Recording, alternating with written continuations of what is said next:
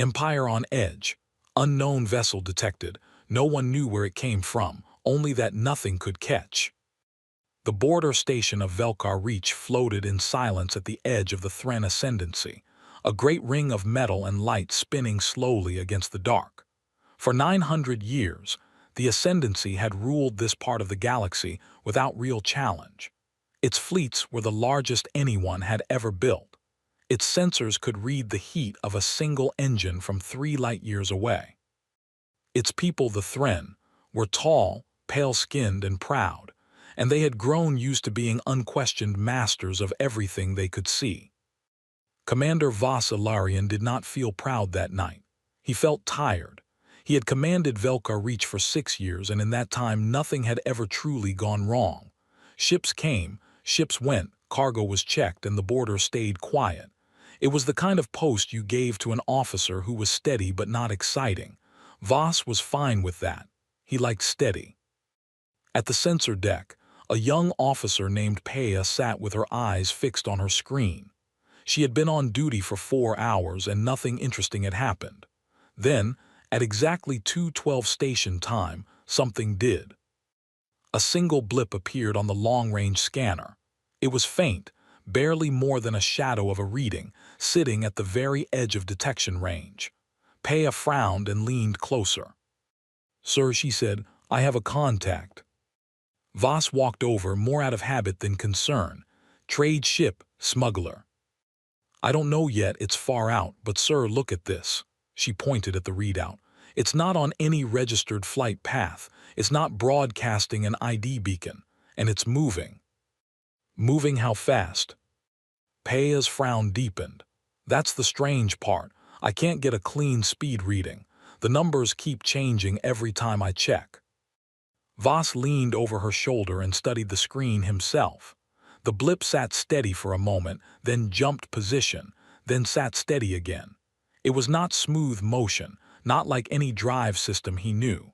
It was almost as if the ship were skipping across space rather than flying through it. "Run a deep scan," Vas said. "I want to know what we're looking at." The deep scan took almost a full minute, which was unusual. Thren's sensor systems were fast. A minute felt like a lifetime. When the results came back, Peia's face went pale. "Sir, the scan can't lock onto a hull shape. It's like the ship keeps changing size and shape every time the scanner pulses. That shouldn't be possible." "Sensor error," Vas said, though he did not fully believe it. "Recalibrate and try again." She did. The result was the same. Word moved quickly after that. Within the hour, every officer on duty at Velkar Reach had heard about the contact at the edge of the sensor range that the station's best equipment could not properly read. By morning station time, the report had been sent up the chain, first to Sector Command, then further to the offices of High Marshal Calith Droz himself in the capital system of Threnville. High Marshal Droz was not a man who enjoyed surprises. He was old by Thren standards, silver-eyed and sharp-tongued, and he had spent his whole life making sure the Ascendancy never had to be surprised by anything. He read the report twice before speaking.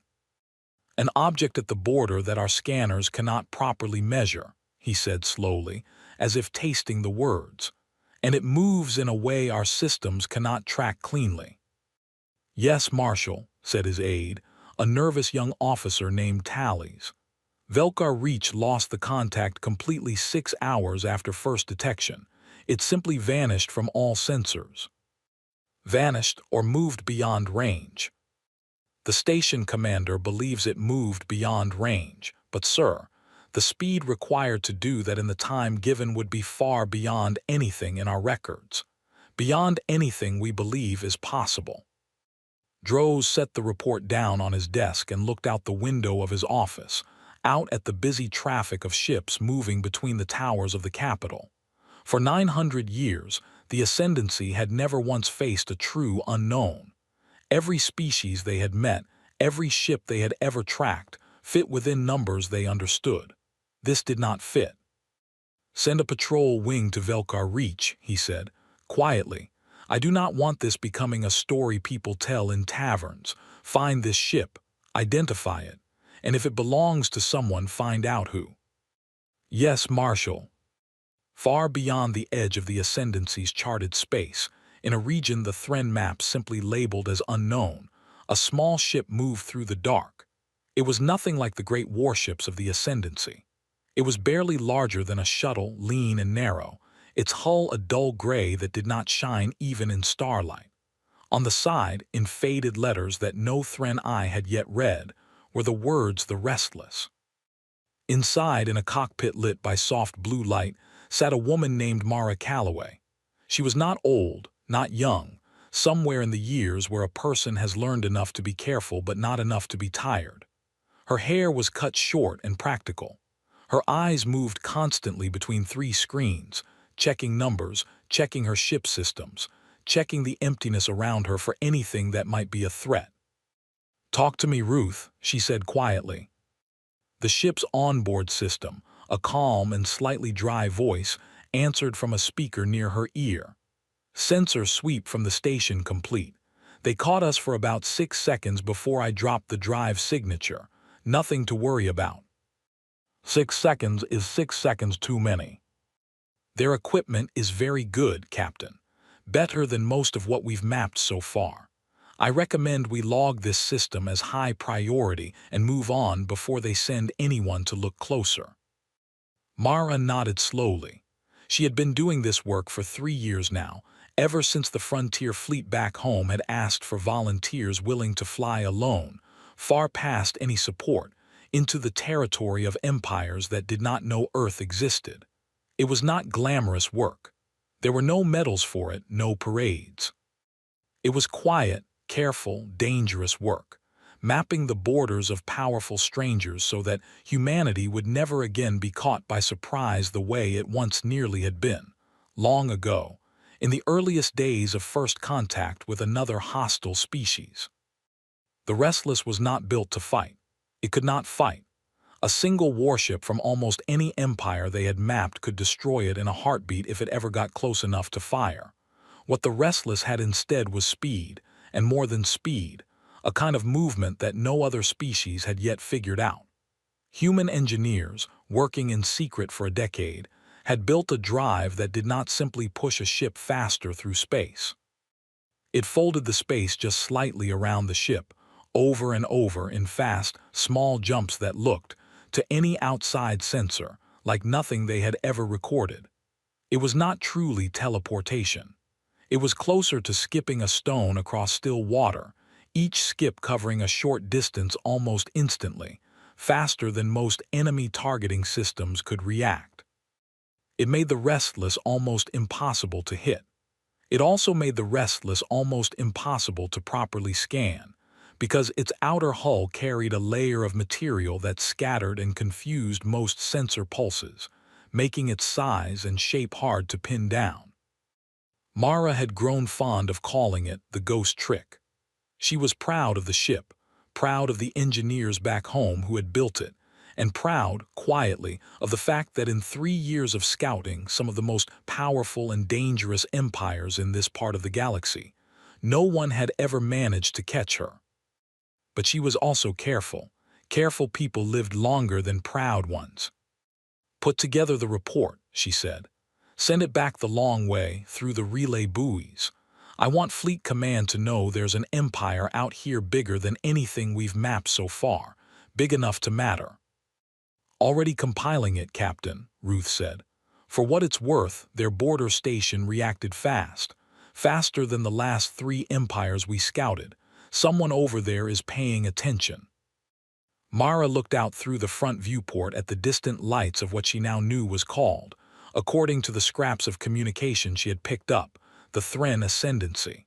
It looked peaceful from here, calm, but she had learned long ago that calm empires were often the ones with the sharpest teeth, simply because they had never needed to use them. "Let them pay attention," she said. "Just make sure they never actually see us." Back at Velkar Reach, the patrol wing arrived 3 days later, 4 fast interceptor ships under the command of a hard-eyed officer named Beltrek Sarnos. He had been given clear orders: find the contact, track it, Identify it if possible without engaging. If it proved dangerous, report back immediately and do not chase it alone. Sarnos did not think much of the mission at first.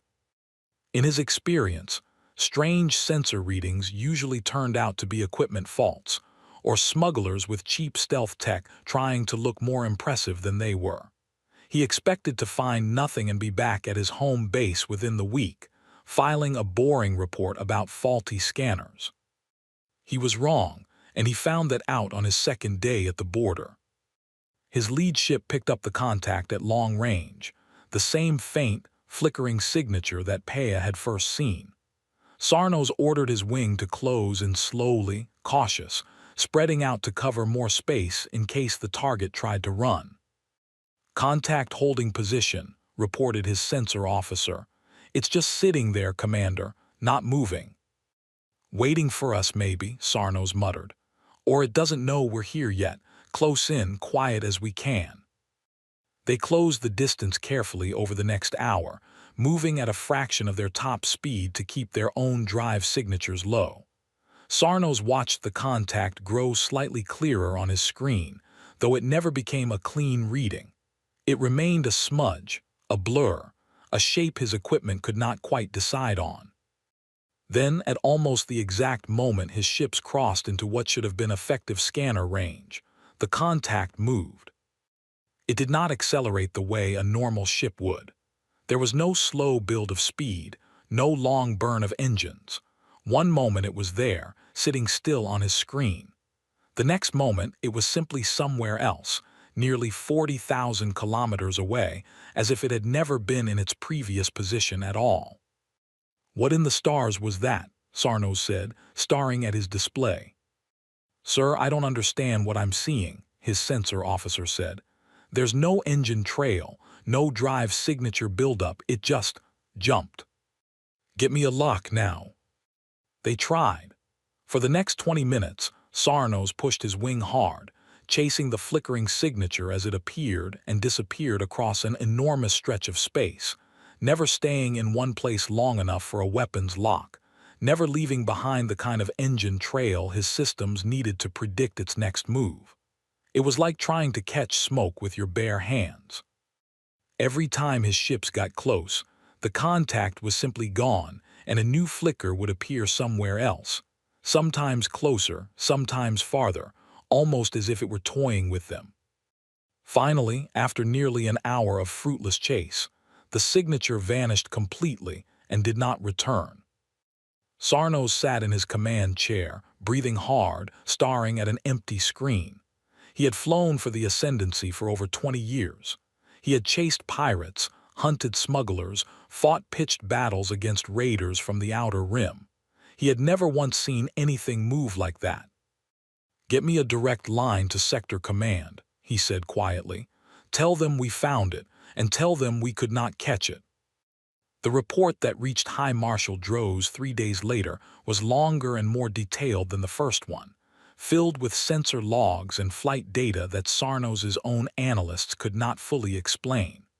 Droz read it standing at his window, his silver eyes narrowing with every page.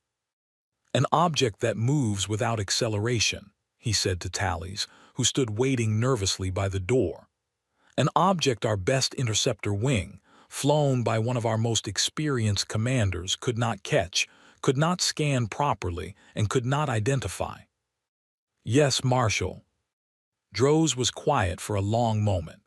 Outside his window, the traffic of the capital moved on as it always did, ships gliding between towers in perfect, practiced order, the picture of an empire completely in control of its own space. For the first time in longer than he could remember, Droz felt a small, cold thread of doubt creep into that picture. "Assemble the Border Council," he said finally. "I want every fleet commander who has responsibility along the outer reach in that room within the week. Whatever this is, I want to understand it before it decides to stop simply watching us and starts doing something else." Tallies bowed and hurried from the room to carry out the order, leaving High Marshal Droz alone with the report, and with the growing, uncomfortable feeling that somewhere out past the edge of his empire, Something was moving that his people did not understand at all. News of the encounter did not stay quiet for long, no matter how much Droz wanted it to. Within days, whispers spread through the officer ranks at every border station along the outer reach. A ship no one could see clearly. A ship no one could catch. Some officers laughed the story off as an exaggeration, the kind of tale that grows bigger every time it is told. Others took it seriously, especially those who had served with Sarnos and trusted his word. He was not a man given to wild stories. At a smaller outpost 2 systems away from Velkar Reach, a young sensor technician named Doven heard the story from a friend over a private comm channel and could not stop thinking about it. Doven had grown up hearing stories about the founding of the Ascendancy, about how the first Thren explorers had pushed out into the dark not knowing what they would find, and how, one by one, every mystery they found had eventually been solved, measured, and understood. The idea that something out there might simply refuse to be measured unsettled him, in a way he could not quite explain to his friend. "Maybe it's nothing," his friend said. "Maybe it's just old scout drones from some species that died out centuries ago, still running on autopilot." "Drones don't dodge 4 interceptors for an hour," Doven said. "Drones don't disappear without a trace. Something is flying that ship, something smart." His friend had no answer for that, and neither, in truth, did anyone else. Back on Threnville, the capital world, the Border Council gathered 6 days later in a tall chamber near the top of the Ascendancy's central spire, a room with a domed ceiling of clear crystal that let in the soft gold light of the system's sun. 12 fleet commanders sat around a long table of dark stone, along with senior officers from Thren Intelligence and 2 representatives from the Ascendancy's Science Division. High Marshal Droz sat at the head of the table, Sarnos's full report displayed on the screen behind him. "You have all read the report," Droz began. "I will not waste time repeating it. What I want from this room today are answers, or at the very least good questions. What are we dealing with?" A heavy-set commander named Rithen Whale, who oversaw the fleets along the southern reach, spoke first. "With respect, Marshal, I think we are dealing with an exaggeration. Sensor ghosts happen. Equipment fails. Commander Sarnos is a fine officer, but even fine officers can be fooled by their own instruments." "His entire wing recorded the same data," Droz said. 4 separate sensor arrays, all reporting the same impossible movement. That is not a single equipment failure. That is either 4 failures happening in exactly the same way at exactly the same time, or it is something real. Rithen had no quick answer for that. One of the science officers, a thin, quiet woman named Ilsa Farron, raised her hand slightly before speaking, a habit she had kept since her days as a junior researcher. "Marshal, if I may, I have studied the flight data closely. The movement pattern is not random. It is not simple either. Whatever propulsion system this vessel uses, it does not accelerate in the way our ships, or any ships we have ever recorded, accelerate. There is no gradual buildup of drive energy before each jump. The ship is simply in one position, and then, an instant later, in another." "Is that possible?" Droz asked. "True instant movement?" "I do not believe it is truly instant," Ilsa said carefully. "I believe, based on the very small energy spikes we did manage to record just before each jump, that the vessel is doing something to the space immediately around itself, compressing it, or folding it, in some way we do not yet understand, and using that fold to cover distance far faster than any normal drive could manage. If I am right, this is not a trick of stealth technology. This is an entirely different way of moving through space, one we have never encountered before, not from any species in our records." The room went quiet at that. For an empire that had spent 9 centuries believing it understood the shape of what was possible, the idea that some unknown power had found a way to move that the Ascendancy's own best scientists could not explain was more unsettling than any weapon could have been. "And the hull," Droz said, "the scanner readings that could not settle on a shape." "That is a separate mystery," Ilsa admitted. Possibly a material coating designed specifically to scatter our sensor pulses. If so, it is extremely effective. More effective than anything currently used by any species we have ever catalogued. But Commander Beltrek Sarnos, who had been called to the capital to give his account in person, spoke next, his voice low and steady. "Marshal, I want to be clear about something. In my 20 years of service, I have chased raiders through asteroid fields, hunted pirate ships through nebula clouds, and fought running battles against enemies who knew every trick to avoid a lock. I have never felt what I felt chasing that ship. It was not simply fast. It felt controlled, deliberate. Whoever or whatever is flying it was not panicking. It was choosing where to go, and it was choosing not to let us catch it, without ever once firing a weapon or making a threatening move. That, to me, is the strangest part of all. It had every chance to disappear completely at the very start. Instead, it let us chase it for almost an hour before it truly vanished." "Why would it do that?" Rithen asked. "I do not know," Sarnos said. "Perhaps it was testing us. Perhaps it wanted to see how we would react, how fast we could respond, what kind of ships we would send.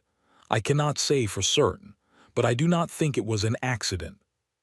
Droz considered this in silence for a long moment, his silver eyes moving slowly around the table, studying the faces of his commanders. Fear, in some, curiosity in others. In a few, the beginning of something closer to respect, the grudging kind that comes from watching something impossible happen right in front of you. "Then we will proceed carefully," Droz said at last. "I want increased patrols along the entire outer reach, not just Velka Reach.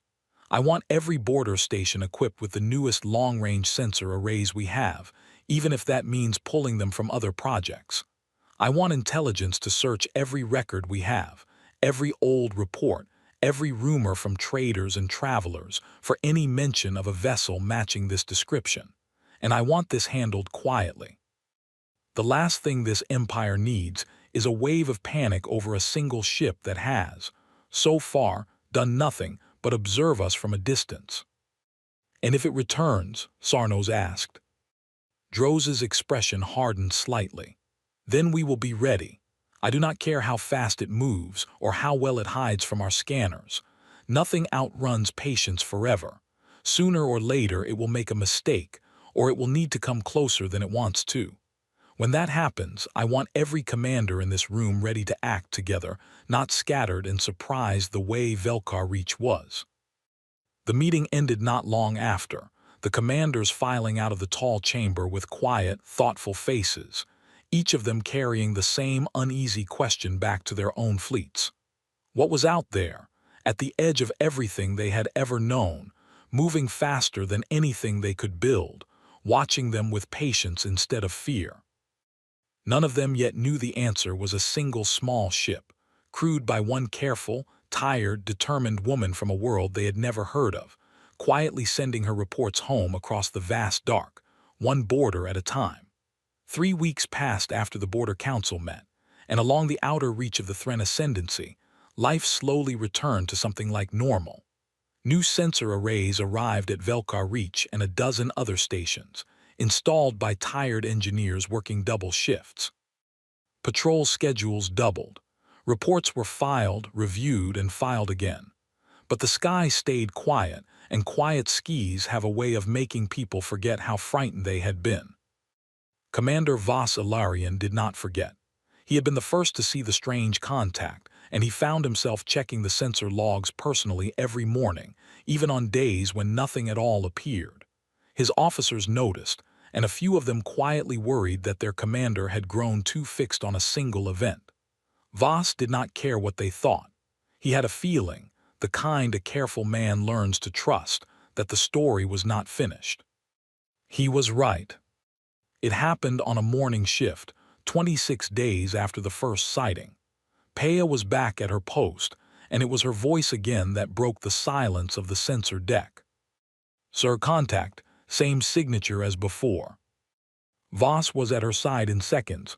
"Position." "Closer this time, much closer. It's inside what should be effective range for our new arrays."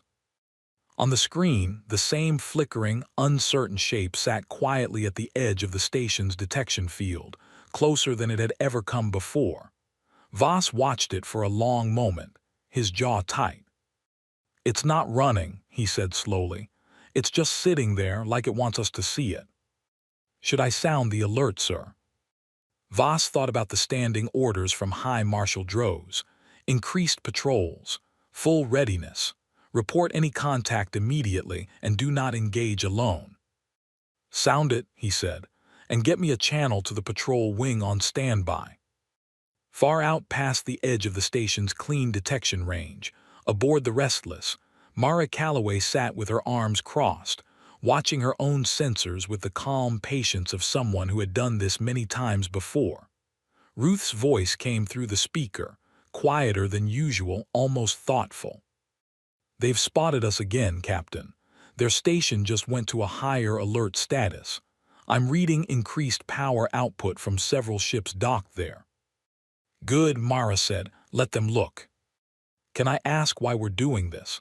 Last time we were very careful to stay unseen after the first pass. Now we're sitting here in plain view of their sensors."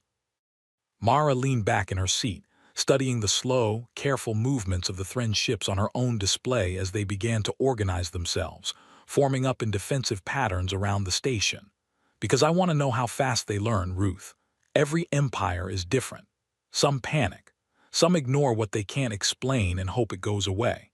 This one built better sensors in 3 weeks and put them on every station along this whole stretch of border. That tells me something important. That they're capable. That they're capable and that they're paying attention. Fleet Command back home needs more than just a map of their borders. They need to know what kind of people we're dealing with. Careful people who learn fast and don't panic easily are worth knowing about, especially if we ever have to actually talk to them." "You think that day is coming?" Mara was quiet for a moment, watching the distant lights of Velkar Reach glimmer against the dark. "I think it's coming for somebody someday. Might as well be us who finds out what these people are like first, from a safe distance, instead of some poor colony ship stumbling into their space with no warning at all." Aboard Velkar Reach, 4 interceptor ships launched from the station's bay under the command of a young, sharp officer named Fenna Talos, who had trained under Sarnos himself, and had been eager, perhaps too eager, for the chance to prove herself against the mystery ship everyone on the outer reach had been talking about for weeks. "Approach in formation," Fenna ordered over the comm. "Widespread, minimum 30,000 kilometers between each ship. If it runs, I want it to have nowhere clean to run to." Her officers acknowledged, and the 4 ships spread out slowly, closing in on the contact from 4 different directions at once, a tactic designed specifically after studying Sarnos's failed attempt. The idea was simple. If the mystery ship could only jump in short bursts, perhaps it could be boxed in, forced into a smaller and smaller space until it had nowhere left to jump to. Mara watched the 4 ships spread out on her display and allowed herself a small, appreciative nod. "Smart. They're trying to box us in." "Should I take us out of range?" Ruth asked. "Not yet. Let's see how tight they can make the box." The Thren ships closed in with careful precision, exactly as trained, each one adjusting position to keep the gap between them small and even. It was, Mara had to admit, a much better approach than the last one. Sarnos had chased her in a straight pursuit, giving her endless open space to jump into. Fenna was trying to remove that space entirely. For nearly 20 minutes, the 4 ships tightened their formation, the open area around the Restless slowly shrinking. Mara watched the numbers carefully, running quick calculations with Ruth, checking exactly how much room the drive needed for a clean jump, how close the margin was becoming. "Captain," Ruth said, a note of genuine concern in her voice now, "the safe margin is getting thin. If they close another 10,000 kilometers, we may not have a clean jump distance left in some directions." "I see it," Mara said, her eyes narrow, focused. "Let's give them one more minute. I want to see what they do when the box is almost closed." That is not a comfortable amount of patience, Captain. Noted. The minute passed slowly. The 4 Thren ships continued closing. And Fenna's voice came through on an open, unencrypted channel, clearly hoping the mystery ship might be listening. Unknown vessel, this is Commander Fenna Talos of the Thren Ascendancy. You are inside Sovereign Patrol space. Power down your engines and prepare to be boarded, or we will be forced to consider you hostile. They speak plainly, at least, Mara muttered. Ruth, translate that into something they'll understand, politely. Do you actually want me to send a reply, Captain? That would reveal a great deal about our communication systems. No, just admiring the effort. Get ready to jump, on my mark. The box had nearly closed. The open space around the Restless had shrunk from a comfortable safety margin to something uncomfortably tight, exactly as Ruth had warned. Any normal ship, caught in a formation like this, would have had no good options left. Mara smiled slightly. Mark. What happened next would be discussed and argued over in Thren officer academies for years to come. The Restless did not jump in a single direction, as it had every time before. Instead, it performed 3 small jumps in rapid succession, each one no more than a few thousand kilometers, moving in a tight, curling path that no simple straight-line prediction could have anticipated. The first jump took it directly toward the gap between 2 of Fenna's ships. The second jump, an instant later, took it past them entirely, out beyond the edge of the closing formation. The third jump put it a full 50,000 kilometers away, safely outside effective sensor range once more. On Fenna's display, the contact blinked out of the center of her carefully closed formation and reappeared, for one brief second, well outside the trap entirely, before vanishing from her sensors completely. It's gone, her sensor officer said, voice tight with disbelief. Sir, it went straight through the gap between ships 2 and 3. It knew exactly where the thinnest point in our formation was. Fenna sat in silence for a moment, staring at her now empty display, feeling something she had never quite felt before in her career. Not fear exactly. Something closer to awe mixed uncomfortably with frustration. Return to station, she said finally. Full sensor logs to be reviewed the moment we dock. I want to know exactly how it read our formation gaps that precisely. Back aboard the Restless, Mara let out a slow breath and allowed herself to relax slightly in her seat. Nicely done, Ruth.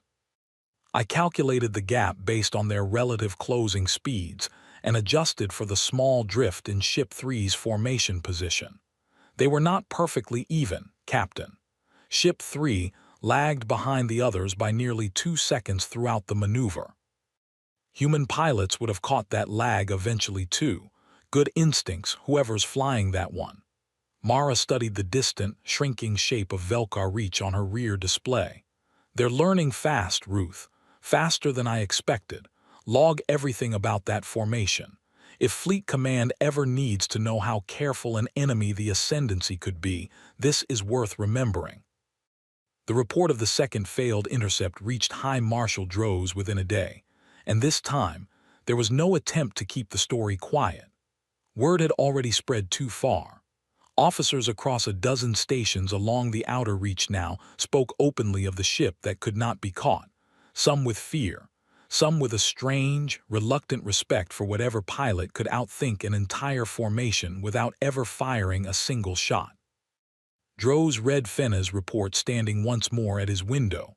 High Marshal Calith Droz, silver eyes fixed not on the traffic below, but on some distant point past the towers, past the sky itself.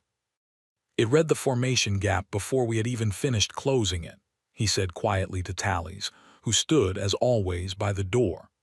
It found the exact weak point in a trap our best young officer designed with real skill, and it moved through that weak point with 3 separate jumps in the time it takes most ships to make one. This is not a lucky pilot, Tallies. This is a pilot, or a mind, thinking several steps ahead of us. What will you do, Marshal? Droz set the report down slowly. I will stop treating this as a border problem to be solved by border officers. Whatever this ship is, whoever built it, they have shown us patience, intelligence, and a level of skill that unsettles me more with every report. We need to understand who is out there before we decide whether to fear them, welcome them, or prepare for them. He turned from the window at last. Send word to the science division. I want Ilsa Farron given full authority to lead a proper study of this. Full resources, whatever she needs, and send a message to Fleet Admiral Korath. Tell him I want a full War Council assessment prepared, quietly, of what it would cost this empire if that ship, or whoever sent it, ever decided to stop simply watching us. Tallies paused at the door, hesitating before he spoke. Marshal, if I may ask, do you believe it is a threat? Droz considered the question carefully before answering, his gaze drifting once more toward the window, toward the edge of everything the Ascendancy had ever known. I believe, Tallies, that for 900 years, this empire has never once had to ask itself that question honestly, because we have never met anyone we could not eventually understand, catch, or overpower. That ship has now shown us twice that it can slip through our best efforts as easily as water through open fingers. Whether that makes it a threat or not, I cannot yet say, but I will not make the mistake of assuming it is harmless simply because it has not yet chosen to hurt us. Patience, Tallies, is the most dangerous weapon there is, and whoever is flying that ship has more of it than we do. Ilsa Farron received her new orders 2 days later, and she read them 3 times before she fully believed what they said. Full authority, full resources, a direct line to High Marshal Droz's office if she needed it. In all her years as a science officer, quiet and careful and often overlooked in a military-focused empire that valued fleet commanders far more than researchers, she had never been given anything close to this kind of trust. She set up her new operation in a wide research hall near the edge of the capital, filling it with every scrap of sensor data collected from both encounters, every log from Velkar Reach, every recording Sarno's and Fenna's ships had managed to capture. Her first task, she decided, was the simplest question of all. Not how the ship moved, not yet, but who could have built it. She began by ruling things out. The movement pattern did not match any known species catalogued in Ascendancy records, not the raiders of the Outer Rim, not the trade cartels of the mid-reaches, not even the handful of old, half-forgotten precursor ruins that Thren archaeologists still puzzled over from time to time. Whoever built this ship had done so recently, with technology unlike anything in 900 years of Ascendancy records. That leaves only one real possibility, she told her small team of researchers on the 3rd night, standing in front of a wall covered in star charts and sensor logs. A species we have never met before. Not raiders, not smugglers, something new. One of her junior researchers, a nervous young man named Corvin, raised a hand. New from where, though? We have mapped every system within 100 light-years of this border. There is no home world out there capable of building something like this. Then perhaps their home world is not within 100 light-years, Ilsa said. Perhaps it is much farther than that, and this ship, small as it is, was simply sent very far from home to look at us. The thought settled uncomfortably over the room. An empire capable of sending a single small ship so far past its own borders that no trace of its origin could be found nearby was not a small empire. It was, potentially, a very large one, confident enough in its scouts to let them wander for who knew how long, gathering information, without ever needing to check in close to home. If that is true, Corvin said slowly, then whoever they are, they have likely already scouted dozens of other empires before us, maybe hundreds.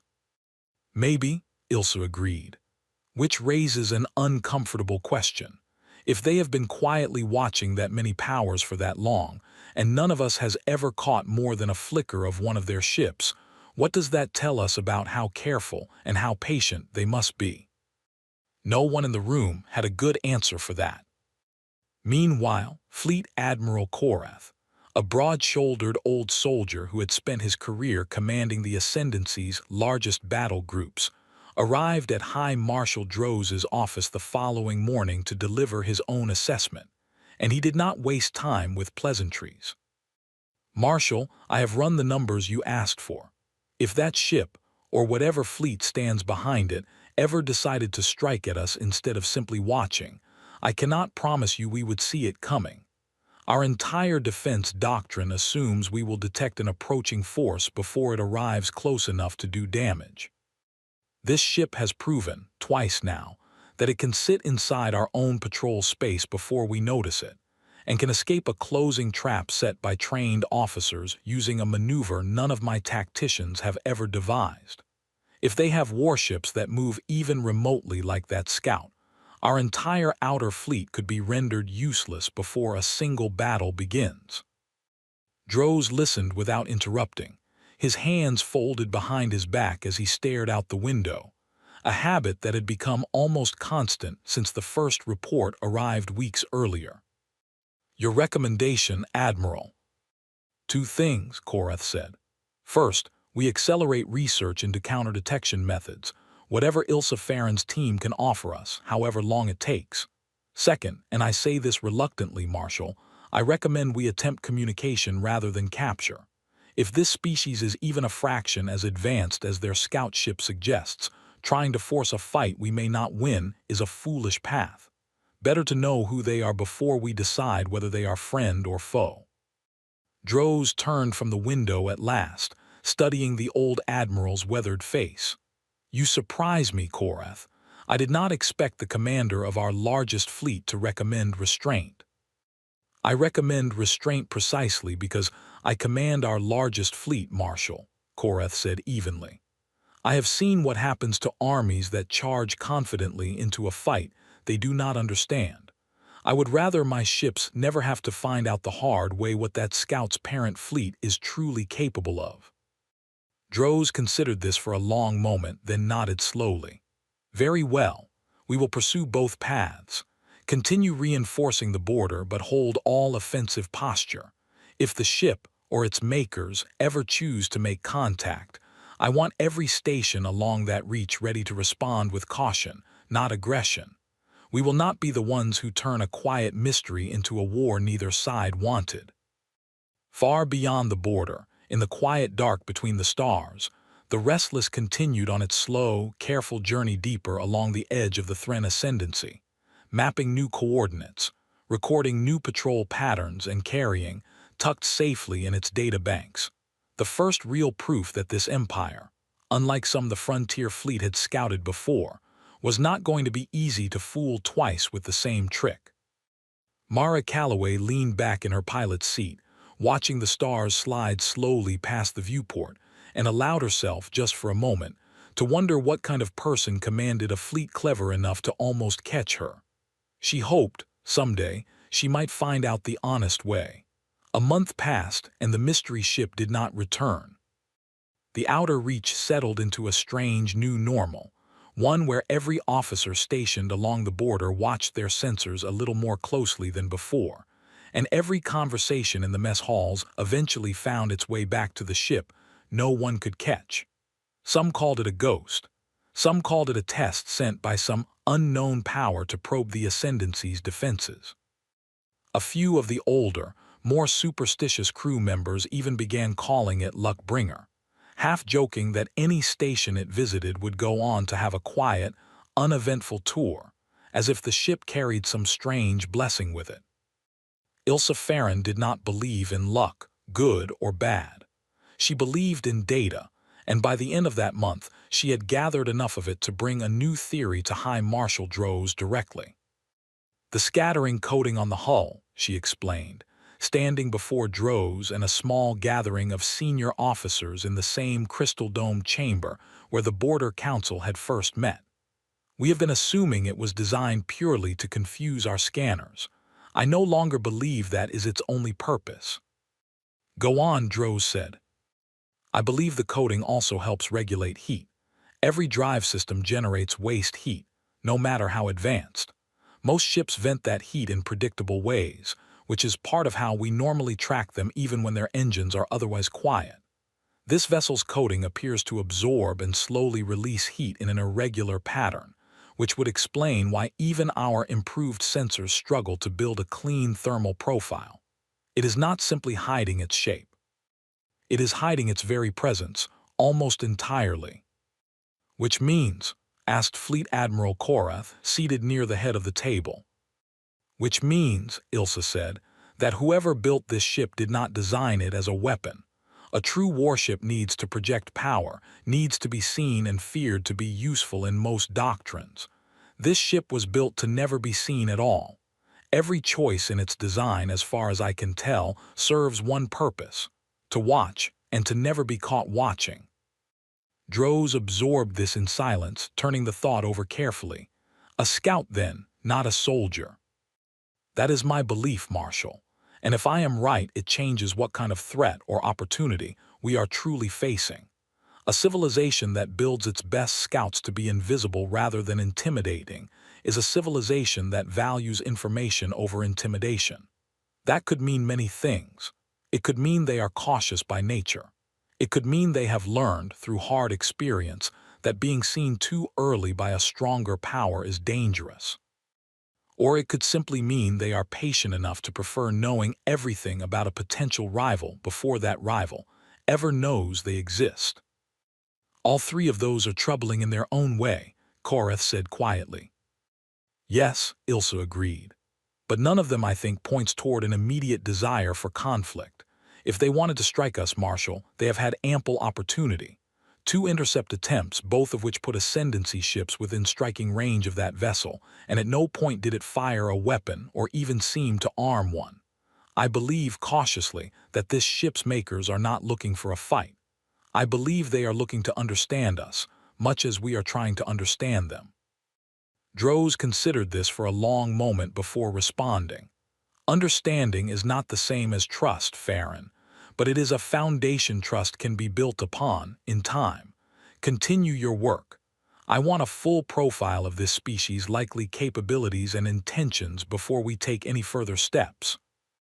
The council broke apart not long after, and it was in the quiet hallway outside the chamber that Sarnos found Ilsa, falling into step beside her. You believe they mean us no harm, he said, not quite a question. I believe the evidence points that way. I could be wrong. You could be. Sarnos was quiet for a moment as they walked. I chased that ship for nearly an hour, Farron. I have relived that hour more times than I would like to admit. There was a moment near the end when I thought I nearly had it. A narrow gap, a chance for a weapons lock.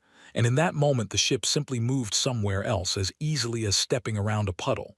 It did not feel desperate. It did not feel like something running for its life. It felt. He searched for the right word. Amused. As if whoever was flying it had already known, long before I did, that it was never truly in danger. Ilsa considered this. Does that frighten you? It should, Sarnos admitted. But strangely, it does not entirely. There was something almost respectful about it. It never fired on us. It never even came close to damaging our ships, even when it easily could have during that final maneuver near Fenna's formation. If it wanted to hurt us, Farron, I do not think we would have been able to stop it. The fact that it chose not to tells me something about the character of whoever is flying it, even if I cannot yet say what that character truly is. Far beyond the border, aboard the Restless, Mara Calloway sat reviewing weeks of accumulated data with Ruth, preparing the next stage of her long, careful survey of the Ascendancy's edge. She had drifted deeper along the border since her last encounter, mapping 3 additional systems, recording patrol patterns, listening quietly to unencrypted Thren communications whenever she could catch them, slowly building a picture of an empire that was, in its own way, impressively organized. They've stopped broadcasting most of their patrol schedules in the clear, Ruth noted one evening, as Mara ate a simple meal in the ship's small galley. Someone over there realized we might have been listening in. Smart of them. Told you they learn fast, Mara chewed thoughtfully. How's the fuel situation? We have enough for another 6 weeks of careful operation, before we would need to consider heading back toward the relay buoy for resupply. I would recommend beginning that return trip within the next 10 days, given the distances involved. Mara nodded slowly, already turning the numbers over in her head, the same careful calculations she made every few weeks out here, alone, farther from home than almost anyone else in the entire Frontier fleet. It was not always an easy life. There were long stretches of silence, weeks at a time with no one to talk to but Ruth's calm, steady voice, and there was always the quiet knowledge that if something went truly wrong out here, if the Restless were ever actually caught, there would be no rescue coming. No one back home would even know for months, maybe years. But there was also this, the particular thrill of being the very first human eyes, human mind, ever to see a place, to learn something true about a civilization that had existed for centuries without a single person from Earth ever knowing it was there. Mara had grown to love that feeling more than she had ever expected to when she first volunteered for this work. "One more system before we turn back," she said finally. "There's a shipyard reading on the old scans, deep in what looks like a secondary system just past the main border line. I want to look at it before we go. If the Ascendancy is building anything new in response to us, I want Fleet Command to know about it." "That is closer to their core territory than we have gone before, Captain," Ruth said, a note of caution creeping into her voice. "Their patrol density increases significantly the closer we get to their shipyards. I would remind you that our margin for error narrows considerably in denser patrol zones." "Noted," Mara said. "We'll be careful, we're always careful." 3 days later, the Restless slipped quietly toward the system Mara had marked. A mid-sized star with 4 planets, the third of which held a sprawling shipyard complex in high orbit, lit up with the working lights of hundreds of construction vessels and drifting hull sections in various stages of completion. Mara studied the readings with growing interest, cataloging ship types, counting numbers, noting the unusually high concentration of what looked like fast, small interceptor-class vessels under construction. "They're building more ships like the ones that chased us," she murmured. "A lot more." 53 interceptor hulls currently under construction, by my count, Ruth confirmed. "That is a significant increase over typical shipyard activity, based on historical patterns we recorded before your first encounter here." "They're preparing," Mara said, "not for us specifically maybe, but for something like us, faster response times, more coverage." She allowed herself a small, tired smile. "Good. That means our reports are actually making them think, not just panic." She spent nearly 4 hours quietly recording data on the shipyard, drifting at the very edge of what she judged to be safe distance, careful never to let the Restless drift into the denser patrol lanes closer to the planet itself. It was slow, patient work, exactly the kind Fleet Command had trained her for, and exactly the kind that made this job matter, far more than any single dramatic escape ever could. It was on her way back out of the system, drifting quietly through a gap between 2 patrol routes she had carefully mapped over the previous hours, that everything went wrong. "Captain," Ruth said suddenly, her calm voice sharpening into something close to alarm. "New contact, close range, bearing directly toward our position. It was not on any of the patrol routes we mapped. I believe it has been running silent."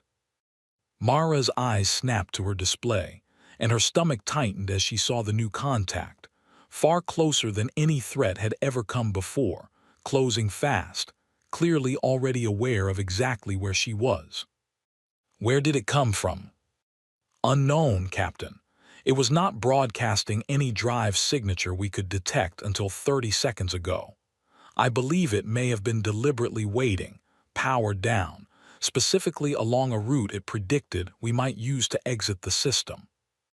Mara's hands moved fast over her controls, adrenaline sharpening every thought. Someone, somewhere in the Ascendancy, had studied her previous escapes closely enough to guess not just where she might come from, but where she might try to leave from, and had set a trap not with a formation of chasing ships, but with patience, silence, and a single well-placed ambush. "They're learning faster than I thought," she said, half to herself, half to Ruth, already calculating her options. "Ruth, give me a clean jump line, now." "Working on it, Captain. I must inform you that our current position offers a narrower safe margin than I would prefer." The ambush ship placed itself with unusual precision. For the first time in 3 years of quiet, careful scouting, Mara Calloway felt something she had almost forgotten how to feel out here, alone at the edge of an empire that had, until this exact moment, always seemed at least one step behind her. Genuine, cold uncertainty about whether the Restless was about to get caught. The ambush ship closed fast, its drive now burning bright and clear on Mara's sensors, no longer bothering to hide now that it had revealed itself. It was larger than the interceptors that had chased her before, a heavier hull with what looked like a wider spread of weapon mounts along its sides. Whoever commanded it had clearly been given better ships and clearer orders since the last encounter. "Talk to me, Ruth. Options." "Our safest jump line takes us back deeper into the system, toward the shipyard, which I do not recommend given the patrol density there. Our second option takes us along a path that passes within 8,000 kilometers of the ambush ship's current position before clearing to open space. That is closer than I would like, but the geometry still favors us if we move immediately." "Second option, do it."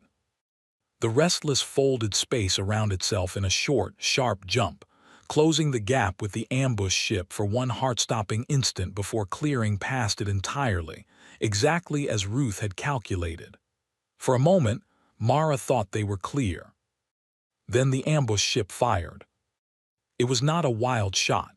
Whoever was aiming had clearly anticipated the jump line, or had been quick enough to react to it, and a single energy bolt lanced out through the dark, close enough that Mara felt the ship shudder from the near miss, alarms flaring briefly across her console before falling silent again.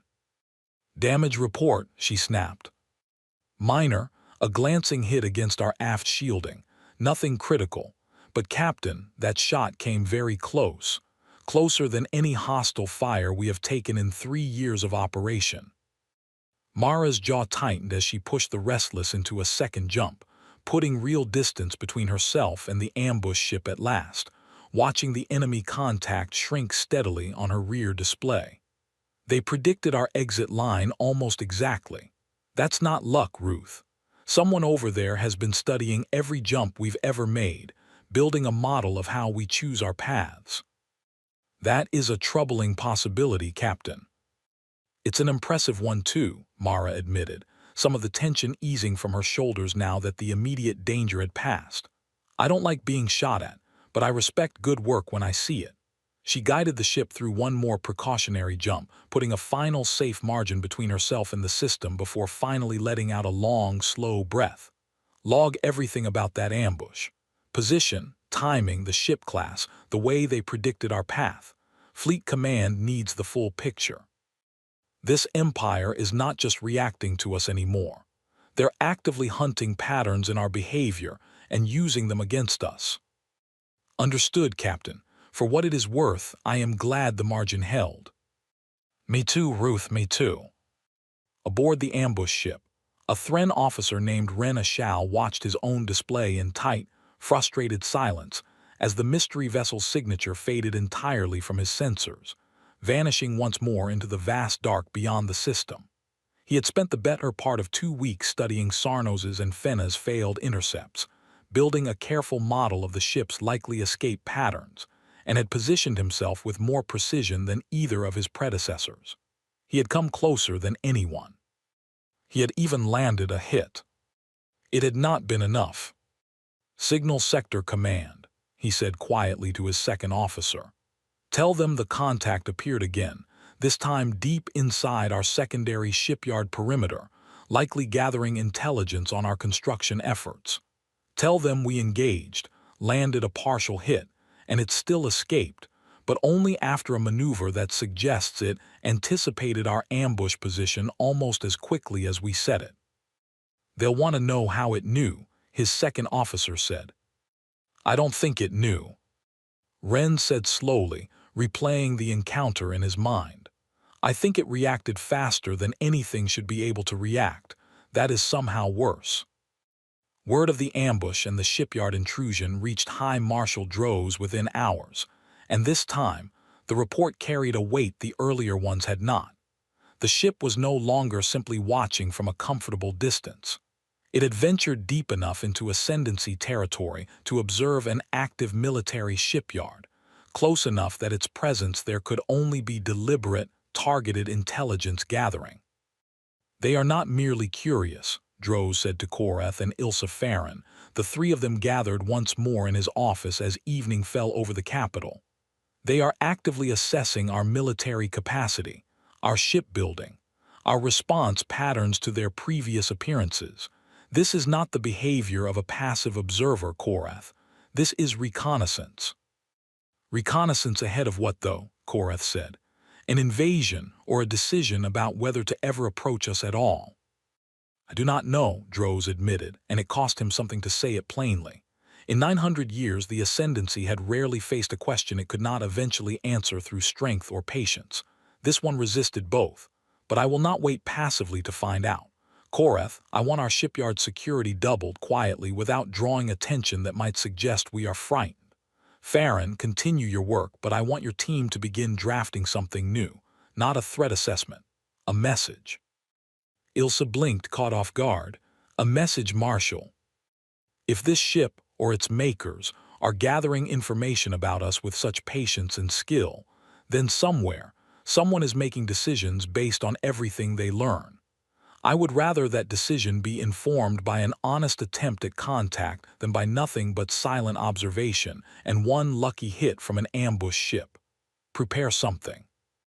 A broadcast on a wide range of frequencies, simple and clear, stating that the Ascendancy is aware of their presence and is open to communication should they ever wish to reveal themselves honestly.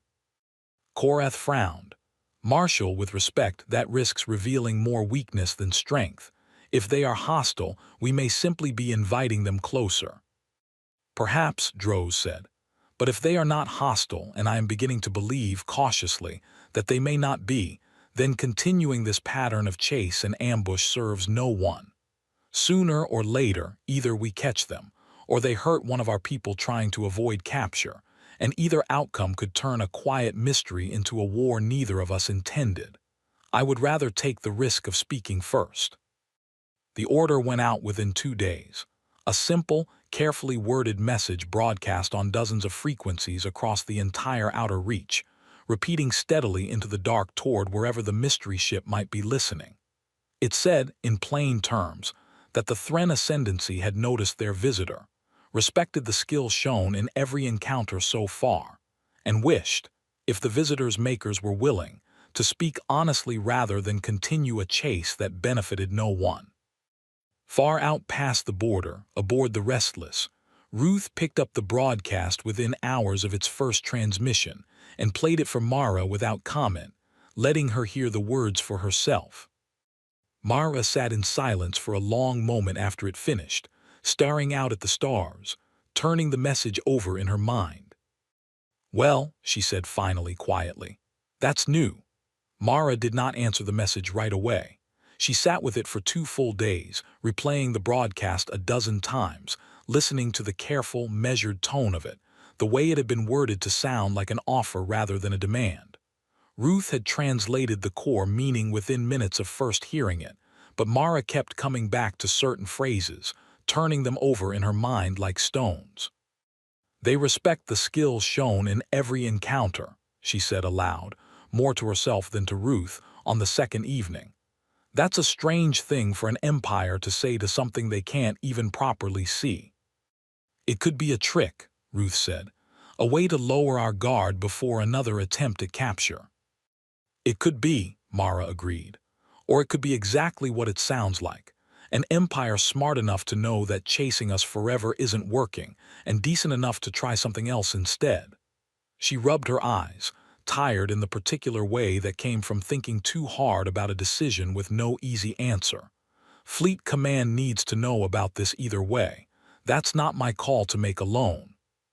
She spent the better part of a full day composing a careful report, laying out everything that had happened since the ambush, including the full text of the Thren broadcast, and sent it back the long way, through the relay buoys, toward Frontier Fleet Command on Earth.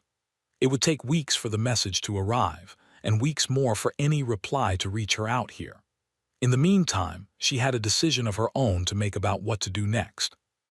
We could simply continue the survey and ignore the message entirely, Ruth offered. That is the safest option, statistically. It is, Mara said, but it's not the only option, and I don't think it's the right one.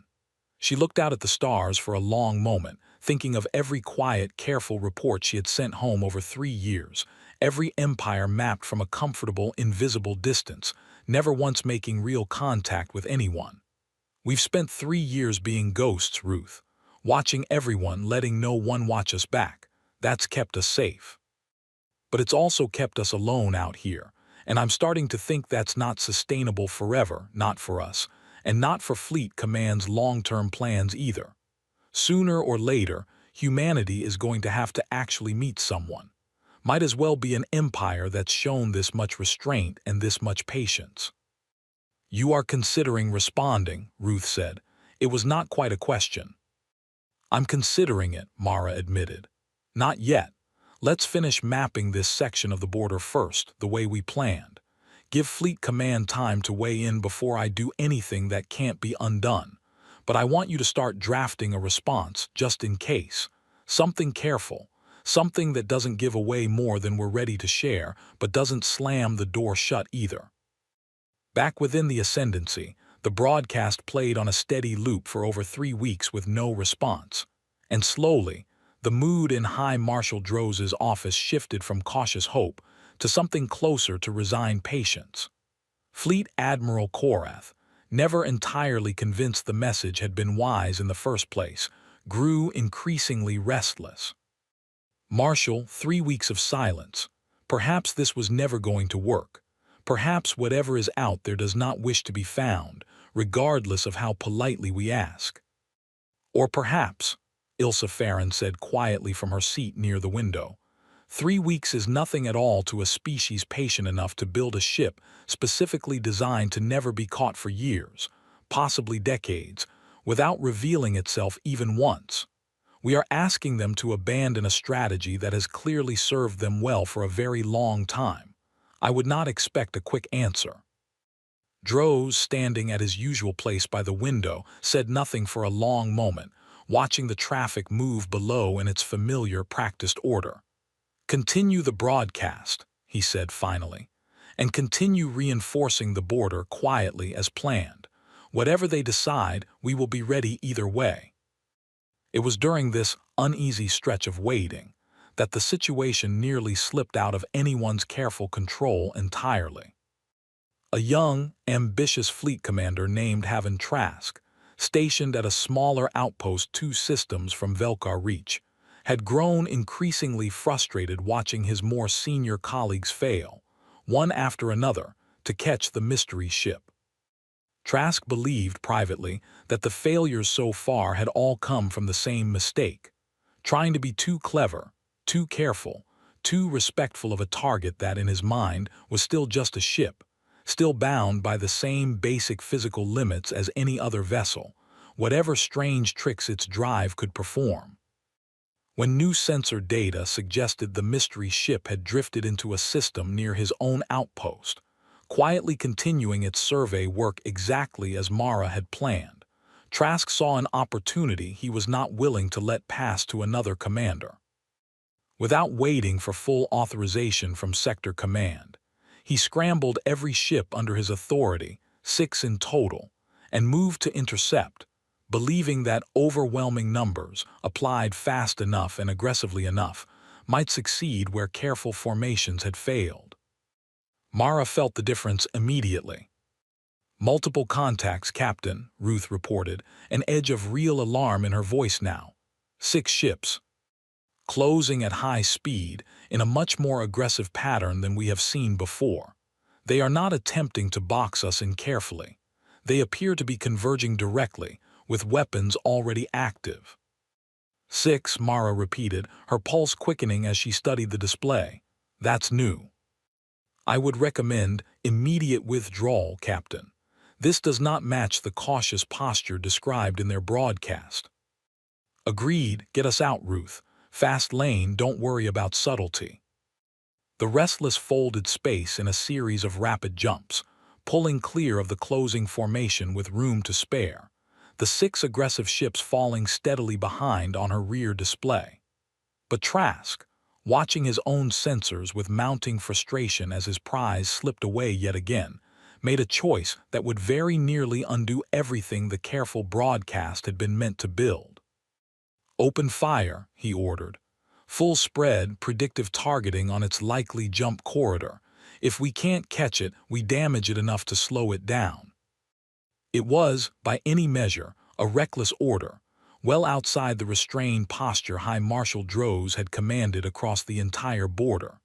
But orders given in the heat of a chase do not always wait for calm reflection, and 6 Thren ships opened fire at once, filling the space ahead of the Restless's predicted path with a wide spread of energy fire. Captain, Ruth's voice sharpened into something close to true urgency. Weapons fire directly along our projected jump corridor. I did not anticipate this response. Mara's hands moved on pure instinct, honed by 3 years of careful, dangerous work at the edge of powerful strangers. She threw the ship into a jump not along the predicted corridor, but sideways, an unplanned, imperfect burn that cost precious fuel and strained the drive system harder than she liked, cutting directly across the spread of incoming fire rather than through it. For one terrible half-second, as the ship shuddered through the jump, Mara genuinely believed they were about to be hit. They were not. The jump carried them clear, just barely, close enough that Ruth later confirmed a single stray shot had passed within less than 200 meters of their hull, close enough that the ship's proximity alarms had triggered for the first time in the entire mission.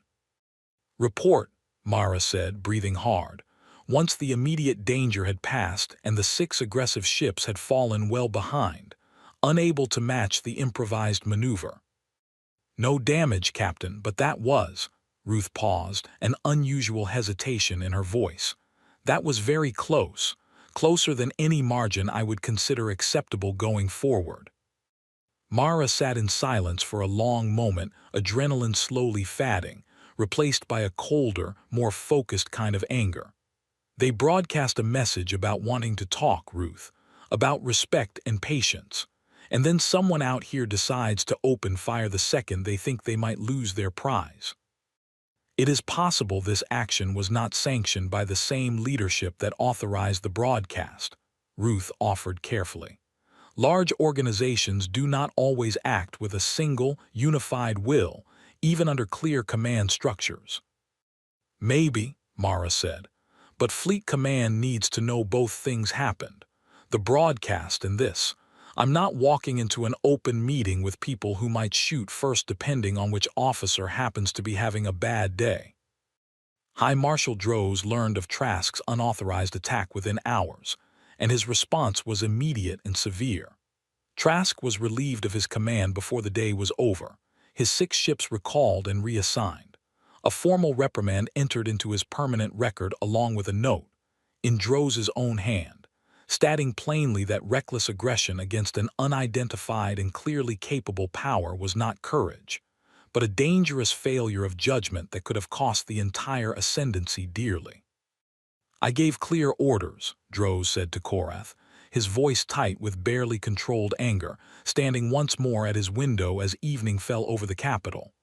Restraint, caution, no offensive posture without direct authorization, and in a single afternoon, one impatient officer may have undone every careful step we have taken these past weeks. Marshal, this could be the moment they decide we cannot be trusted, Korath said grimly. If they were ever inclined to answer that broadcast honestly, this may have ended that possibility entirely. Droz said nothing for a long moment, his silver eyes fixed on the darkening sky beyond the capital's towers, and for the first time since the whole strange affair had begun, he felt something close to true fear, not of the mystery ship itself, but of what his own empire's impatience might have cost them. "Draft a second broadcast," he said finally, quietly. "An apology, Korath, a clear, honest acknowledgement that the attack was unauthorized, and a formal statement that the officer responsible has already been removed from command. I will not pretend this did not happen. I would rather they know the truth, including our mistakes, than assume the worst and vanish forever." The second broadcast went out within a day, carrying a very different tone than the first, an open admission of fault rare enough in ascendancy diplomatic history that several of Droz's own advisors privately worried it made the empire look weak. Droz did not care. He had begun to believe, in the quiet hours since Trask's reckless attack, that whatever was out there watching them deserved more honesty than pride, and that the cost of losing this fragile, uncertain chance at real contact would be far higher than the cost of admitting a mistake. Aboard the Restless, Mara received the second broadcast 3 days after the first, and read through Ruth's translation of it slowly, twice, before setting it aside and staring out at the stars for a long, thoughtful while. "They didn't have to admit that," she said finally. "They could have said nothing. Let it fade into the noise of everything else that's happened out here." "They chose transparency instead," Ruth agreed. "That is, statistically, an unusual choice for a species we have observed valuing strength and order as highly as the ascendancy appears to." Mara thought of High Marshal Droz, a man she had never seen, never spoken to, knew only through fragments of broadcasts, and the careful, patient way his empire had responded to every impossible thing her ship had shown them. She thought of the careful formations, the improved sensors, the honest apology sent out into the dark on the slim chance that whoever was listening might actually hear it and believe it. "Ruth," she said quietly, "pull up that response you've been drafting. I think it's time we finished it."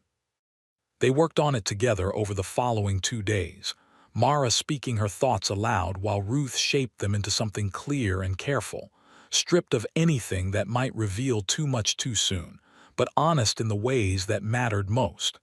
It was not an easy thing to write. Every sentence had to be weighed twice, once for what it said, and once for what it might accidentally reveal about Earth, about the frontier fleet, about the long, careful strategy of quiet observation that had kept humanity safe for years, while it slowly learned the shape of the wider galaxy around it. "We cannot give them a location," Mara said, packing the narrow length of the cockpit as she thought it through. "Not yet. Maybe not for a long time, but we can tell them we exist. We can tell them we heard both broadcasts, the offer and the apology, and that the apology mattered."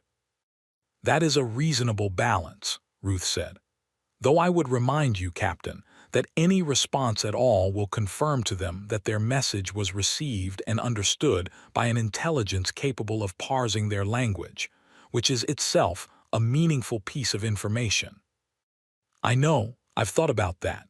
Mara stopped packing and looked out at the stars, the same quiet dark she had spent 3 years learning to trust more than almost anything else in her life. "But information has to start flowing somewhere, Ruth, or we're never anything more than ghosts to everyone we meet. That's not a life. Not for us, and not for whoever comes after us out here." While Mara and Ruth worked on their careful reply, back within the ascendancy, a different kind of reckoning was taking place.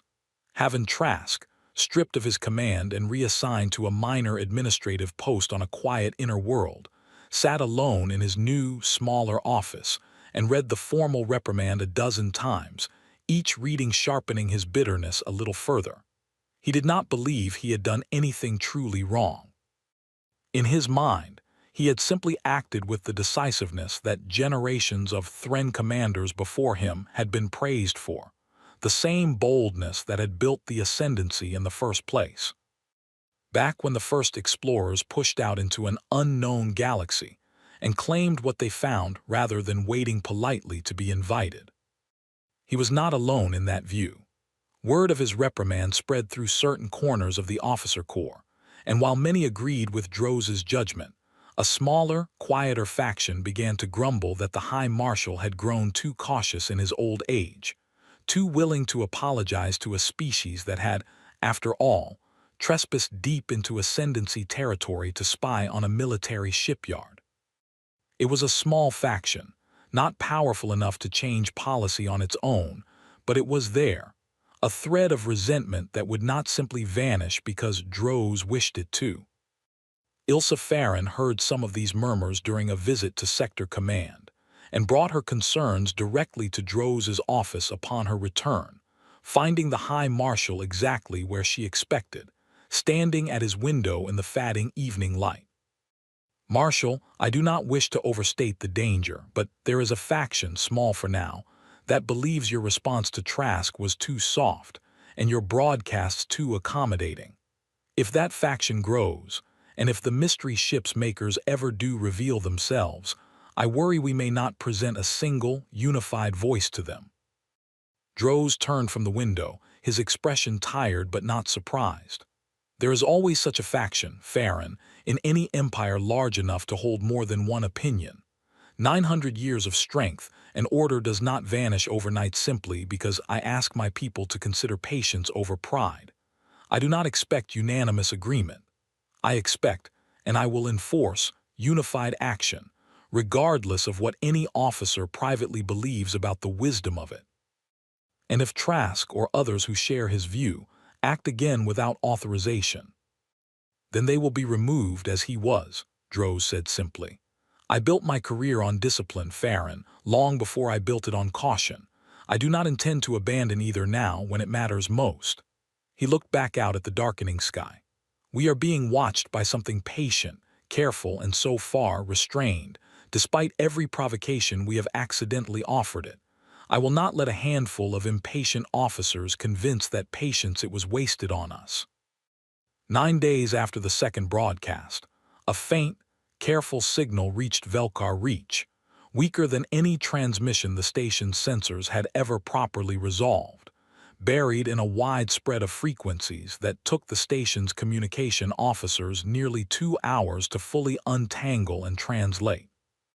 When the message was finally pieced together, Station Commander Vas Ilarian read it standing at the same sensor deck where this entire strange affair had first begun, months earlier, and felt a chill run down his spine that had nothing to do with the station's climate systems. The message was short. It confirmed that the broadcast had been received and understood. It acknowledged, briefly and without elaboration, that the apology regarding the unauthorized attack was noted and appreciated, and it closed with a single line that Vas read 3 times before he fully trusted his translation of it. "We are willing to speak further," it said, "when both sides are ready to do so honestly." Vas forwarded the message to Sector Command within minutes, and from there, it reached High Marshal Droz's desk before the night was through. He read it standing, as always, at his window, and for the first time in months, allowed himself something close to real relief. "They answered," he said quietly to Tallies, who had rushed in the moment the message arrived. "After everything, Tallies, they answered." "What happens now, Marshal?" Droz set the message down carefully, as if it were something fragile, something that could still be lost through carelessness. "Now," he said, "we prove to them that we meant every word of that apology, and we find out at last who has been watching us from the edge of everything we thought we understood." The weeks that followed the exchange of messages were, in their own quiet way, the tensest of the entire strange affair. Both sides now knew, without doubt, that the other was listening, understood, and was willing to continue talking. But willingness to talk was not the same as trust, and both High Marshal Droz and Mara Calloway understood, each in their own careful way, that the next steps would decide everything. Mara's reply, once finally sent, had been simple and direct, exactly as she and Ruth had shaped it. It confirmed that her makers were a species from far beyond the Ascendancy's charted space, that her mission had been one of observation rather than conquest, and that she, personally, had been the one to witness both the honesty of the Ascendancy's apology and the discipline shown in removing the officer responsible for the unauthorized attack. It proposed, cautiously, a single meeting at a location and under conditions to be negotiated carefully by both sides, far from any shipyard or sensitive military installation, where a proper conversation might finally begin. Droz received the proposal with a mixture of triumph and deep unease. Triumph, because it confirmed everything Ilsa Farron's research had suggested, that this was indeed a new and previously unknown species, one that had shown remarkable restraint despite every reasonable justification for hostility. Unease, because a meeting meant risk, meant exposing Ascendancy officials to an unknown power whose true capabilities remained, even now, only partially understood. "We do not know what they truly are," Korath said, during the tense council meeting called to discuss the proposal. "We do not know their numbers, their true strength, their home world, or their ultimate intentions. A meeting exposes us to all of that uncertainty at once." "It also exposes them to us," Ilsa pointed out. "They have agreed to meet in a location we choose, under conditions we help set. That is not the behavior of a power seeking to exploit a weakness, Admiral.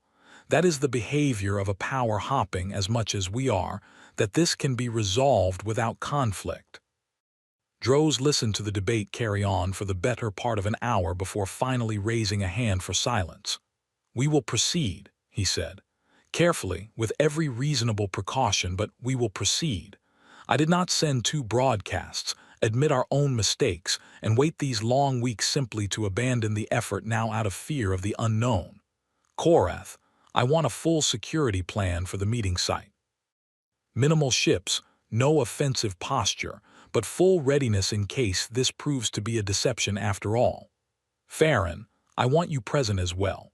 If this truly is first contact with an entirely new species, I will not have it happen without our best scientific mind in the room." The location, once negotiated across several more careful, patient exchanges, was a quiet, empty system near the very edge of the Ascendancy's border, one with no shipyards, no significant population, nothing of strategic value to either side. Neutral ground as close to it as either side could arrange on short notice. Mara felt the weight of the coming meeting more than she expected to in the days leading up to it. She had spent 3 years alone out here, trained for observation, for careful distance, for the particular skill of never truly being seen. The idea of stepping, however briefly, into the light, of letting an entire alien empire finally see the restless clearly, unhidden, felt strange in a way she had not fully prepared herself for. "Nervous, Captain?" Ruth asked, on the final evening before the scheduled meeting, as Mara ran a last set of diagnostics on the ship systems, more out of habit than real need. "A little," Mara admitted. 3 years of not being caught, and now I'm flying straight toward them on purpose." She managed a small, tired laugh. "Feels backwards." "For what it is worth, Captain, I have reviewed every recorded interaction we have had with the Ascendancy across these past months.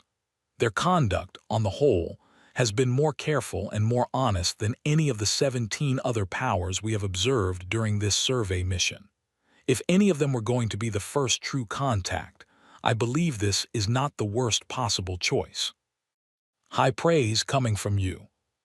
"I am simply stating the data plainly, Captain." Mara smiled slightly, some of the tension easing from her shoulders. "Thank you, Ruth. For everything these past 3 years, I mean that." "You are welcome, Captain, though I would point out we are not finished yet." "No," Mara agreed, looking out at the quiet stars one last time before the meeting. "No, we're not." The meeting itself took place the following day, in the quiet emptiness of the negotiated system, under conditions both sides had agreed to with unusual care. A single Thren vessel, unarmed beyond basic defensive systems. Carrying High Marshal Droz himself alongside Ilsa Farron and a small honor guard, drifted at the agreed meeting point, sensors active but weapons deliberately powered down, exactly as promised. The Restless arrived exactly on schedule, and for the first time in the entire strange affair, made no attempt to hide, no scattering of its sensor signature, no careful concealment of its shape. It simply appeared, small and lean and gray, precisely where it said it would be, its hull now clearly visible to every scanner aboard the Thren vessel. Aboard the Thren ship, Ilsa Farron watched the readings resolve at last into a clean, clear picture and felt something close to wonder settle over her. "Marshal," she said quietly, "we finally have a full profile. Small vessel, minimal weapons, remarkably advanced propulsion and sensor scattering systems for its size. This was never built to fight an empire, Marshal. It was built to survive one alone, for however long the mission required." Droz studied the image on the main screen, the small gray ship sitting calm and steady against the stars, and felt the weight of 900 years of ascendancy history settle strangely on his shoulders. For the first time in longer than he could remember, he did not know exactly what to expect from the moment that was about to unfold. The first exchange of communication was slow, careful, built on translation software both sides had prepared in advance from the accumulated broadcasts of the previous weeks. Mara's voice, calm and steady despite the nerves she still felt underneath, came through the Thren ship speakers, translated into careful, formal Thren by systems Ilsa's team had built. "Hi, Marshal Droz. My name is Mara Calloway. I'm a scout for a fleet you have not yet heard of, from a world far beyond your charted space. I have watched your people for several months now, and I want to begin by saying that the discipline and honesty your empire has shown, especially after the unauthorized attack, is a large part of why I am here today, speaking with you directly instead of remaining hidden." Droz listened to the translation carefully before responding, choosing his own words with equal care. "Captain Calloway, I confess that for 900 years, my people believed we understood the shape of what was possible in this part of the galaxy. Your ship and your patience have taught us otherwise. I hope this meeting can be the beginning of understanding built on honesty, rather than the kind of chase that brought us here." "So do I," Mara said. "I won't pretend my people or my fleet's leadership know exactly what comes next any more than you do. First contact isn't something either of us has done before, not truly. But I can tell you this much. My mission was never to threaten your empire, never to gather intelligence for the purpose of striking at it. My people have learned, through hard experience I won't go into today, that meeting a stronger power carelessly can be dangerous for everyone involved. So we watch carefully from a distance, before we ever consider revealing ourselves. You are the first empire in 3 years my fleet has chosen to reveal itself to." Ilsa Farron, listening closely, felt a small thrill of understanding settle into place. "Marshal," she said quietly, off the open channel, "that confirms the theory. They are not simply cautious by nature. They have specifically chosen restraint as a doctrine, likely shaped by some earlier, difficult experience with another power. That tells us a great deal about what kind of civilization we are truly speaking with." Droz nodded slightly, filing the thought away before returning his attention to the open channel. "Then I am honored, Captain Calloway, that your fleet judged us worthy of that trust, however cautiously offered. I will not pretend my own people are without their doubts or their impatient officers." A faint, dry note entered his voice. "You have already met one of them." Mara allowed herself a small, genuine laugh at that, one that translated, imperfectly but clearly enough, across the channel. "I noticed. I respected how quickly you dealt with it, for what it's worth. An empire willing to discipline its own people for acting against a stated policy, even when that policy involves patience with an unknown power, is an empire I'm willing to keep talking to." The conversation continued for the better part of 2 hours, careful and measured, neither side revealing more than they judged wise, but both sides building slowly, the first real foundation of trust between two civilizations that had, until recently, existed entirely unaware of each other's presence in the same galaxy. Mara spoke, in careful, general terms of Earth, of the frontier fleet, of the long, patient survey work that had brought her this far from home. Droz spoke in turn of the Ascendancy's long history, its 9 centuries of order and strength, and with a candor that surprised even Ilsa Farron, of the fear and uncertainty this whole affair had brought to his own careful, confident empire. "I will admit," Droz said, near the end of their conversation, "that these past months have unsettled me more than anything in my long career. An empire that has never truly been surprised does not handle surprise gracefully at first. I hope you will forgive us the rough edges of our response, Trask included." "There's nothing to forgive," Mara said. "You handled an impossible situation about as well as anyone could have. Better than most of the powers my fleet has scouted, honestly. That's not flattery, High Marshal. That's just the truth, and I think honesty is the only real foundation either of us can build on from here." As the meeting drew to its careful close, both sides agreeing to continue further, more detailed talks in the weeks ahead through channels still to be established, Droz found himself standing at the viewport of his own ship, looking out at the small, unassuming gray vessel that had, for months, outrun and outthought every effort his empire had made to catch it. 900 years, he said quietly to Ilsa, more to himself than to her. 900 years of believing we understood the edges of what was possible in this part of the galaxy, and it took one small, patient ship and one careful, tired woman from a world we had never heard of to show us how much larger the universe truly is. "Does that trouble you, Marshal?" Ilsa asked. Droz considered the question honestly, watching the restless drift slowly away from the meeting point, back toward the vast, quiet dark it had called home for 3 long years. "No," he said finally. "I think strangely it gives me hope. If a single scout from an unknown people can show this much patience, this much skill, and in the end this much honesty, then perhaps the wider galaxy holds more room for understanding than 900 years of careful order ever taught us to expect." Far beyond the meeting point, aboard the Restless, Mara Calloway leaned back in her pilot's seat, watching the lights of the Ascendancy fade slowly behind her, and let out a long, slow breath she felt she had been holding for months. "How did I do, Ruth?" "By every measure I can calculate, Captain, that went as well as first contact reasonably could. Fleet Command will want a full report, of course, as soon as we can reach a relay buoy."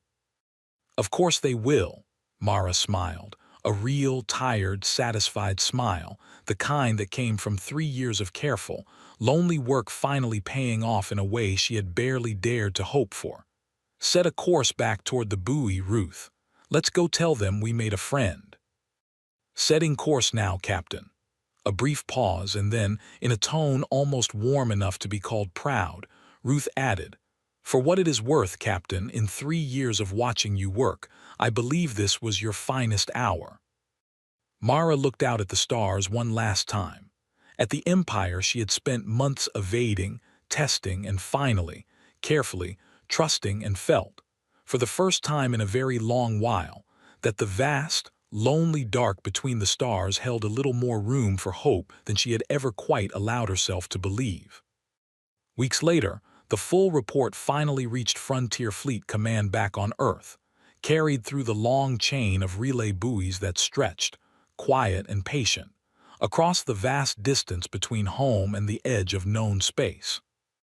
It landed on the desk of Fleet Admiral Renata Osai, a woman who had overseen the Frontier Fleet's careful scouting program since its earliest days, and who had read hundreds of reports from dozens of ships over the years, each one a small piece of the larger map humanity was slowly building of the galaxy around it.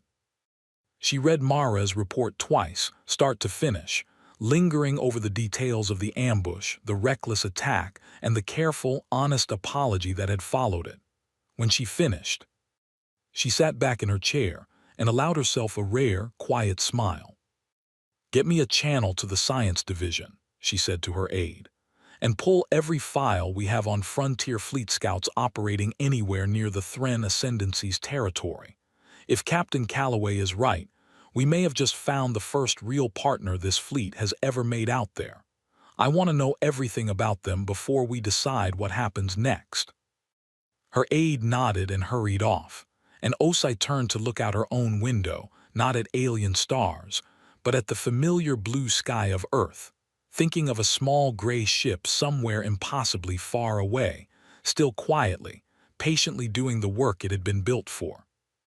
Back at the edge of the Ascendancy, life along the outer reach slowly began to change in small, steady ways over the following months. Patrol schedules adjusted once more, this time not to hunt an unknown threat, but to prepare for the slow, careful work of building a real relationship with a species the Ascendancy was only beginning to understand. Commander Vas Ilarion, who had first spotted that faint, flickering signature so many months ago, found himself assigned to a new post entirely, helping coordinate the earliest stages of what officials in the capital were now carefully calling the Callaway Accord, named, at Droze's own quiet insistence, after the woman whose patience and skill had made the entire fragile peace possible. Sarnos, promoted not long after for his role in the earliest encounters, took a particular quiet pride in telling the story to younger officers whenever the occasion allowed, always ending it the same way. "I chased that ship for nearly an hour," he would say, "and never once caught more than a shadow of it. I have never been more grateful in my whole career to have failed at something so completely." High Marshal Droz himself, in the quiet hours he still spent standing at his office window, found that the view of the capital's traffic looked different to him now than it had before that first strange report arrived. Not smaller, exactly. Simply part of something larger than he had once believed possible, a galaxy with more room in it for patient, careful strangers than 900 years of confident history had ever prepared him to expect. And far out past the border, in the quiet, endless dark that had been her home for 3 long years, Mara Calloway guided the restless steadily onward, toward new borders, new mysteries, and new chances, however far off, for the kind of careful, honest first contact that had begun, against every reasonable expectation, with a single unknown vessel that nothing in an entire empire could catch.